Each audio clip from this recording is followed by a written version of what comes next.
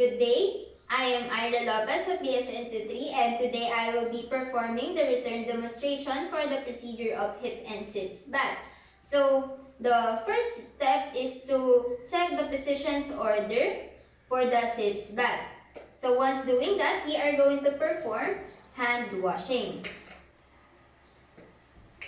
Or we can also do this hand hygiene. Then we can also use PPE or this glove to prevent the spread of microorganisms.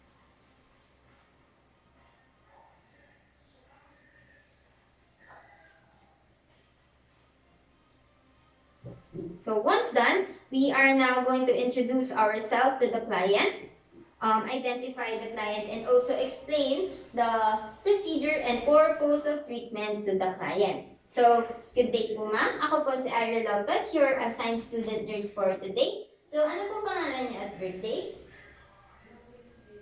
Alright ma'am, thank you po. So, yung gagawin po natin ngayon is tinatawag na hip and sits back. So, during po sa procedure, ilulubog po natin yung private part po ninyo dito po sa palanggana na may maligaw-gaw na tubig para po mag-circulate po lalo yung dugo po ninyo. And para na din po mag-promote ng mas mabilis na gumaling din po yung sugat po ninyo. Alright po ma'am? Thank you po. So, after doing that, we are now going to arrange the needed materials such as the Sitz tub or the big dip basin, the hot and pitchers for hot and cold water, an ice cup, and also blanket, bath towels, newspaper lining. In this case, I will use my Manila paper, and then clean patient's gown, and also the chair that is lined with a blanket. And then after that, we are going to provide patients privacy by closing the door of the room or drawing the bedside curtain if that's the case. And if we are going to do this in a bathroom, so we have to close the door. And then we also have to assist the patient to change into her gown. Then we are going to close the window, electric fan or aircon, to avoid drafting and to prevent chilling of our client. So, now that we are done with that, we are now going to line the floor with our Manila paper. So, we are doing this to prevent the patient from slipping in the floor if there are any leakage of water. Then, after that, we are now going to fill the tub with warm water about 1/3 full.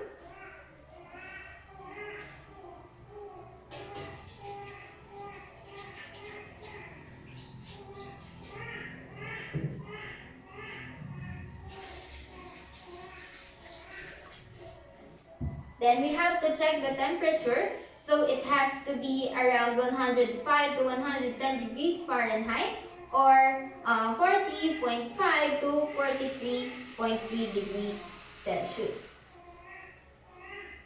So once that I have confirmed the temperature of the water, I am now going to assist my client into the tub and position her properly. So I have to check if my client has pressure against her thighs or legs.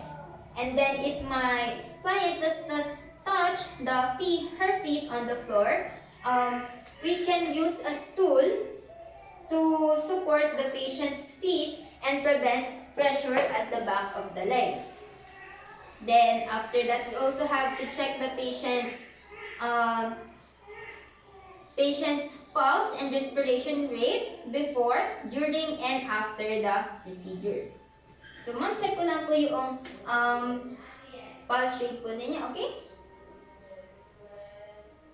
So, assuming that we have already done the process, we are now going to place a blanket around the patient's shoulder if a robe is not present or available, so to provide the chilling of the patient.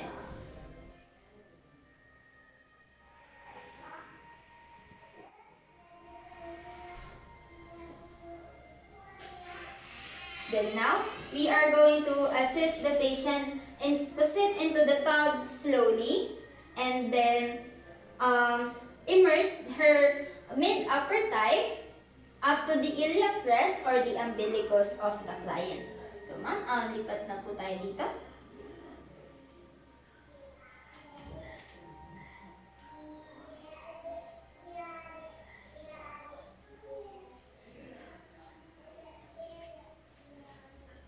So after that, we have to observe for any untoward reaction such as signs of or feeling of weakness and fatigue during the course of treatment for about 15 to 20 minutes or as per ordered.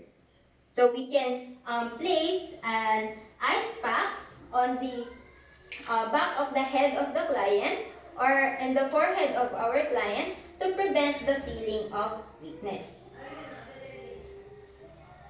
Then if we also have to check the water from time to time, and then we have to keep the temperature at the desired temperature. And then if an additional warm water is needed, we are going to pour it from the pitcher slowly, and then we have to stir the water to prevent the patient from burning.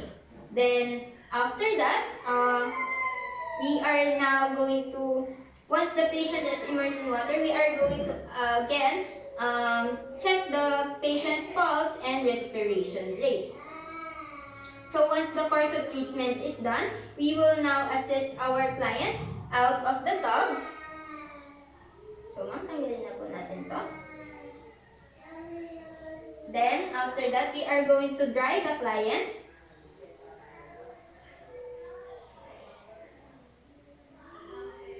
And then, we are going to help the client to change into her new gown.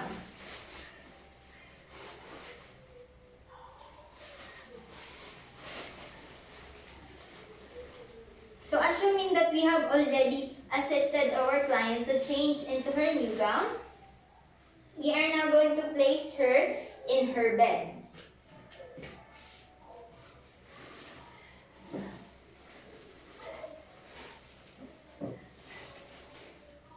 Then again, once the procedure has been completed, we are again going to check the patient's pulse and respiration rate. And also, we can retain an ice cup or hot water bag for 30 minutes or more if needed. So once the procedure are all done, we can now clean and arrange the materials used. So assuming that we have already arranged and cleaned the materials, we are now going to perform hand hygiene.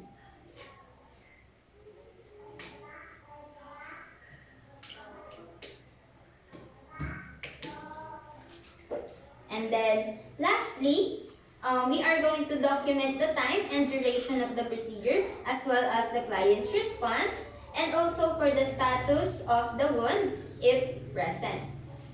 So that concludes my performance for the hip and sits back. Thank you.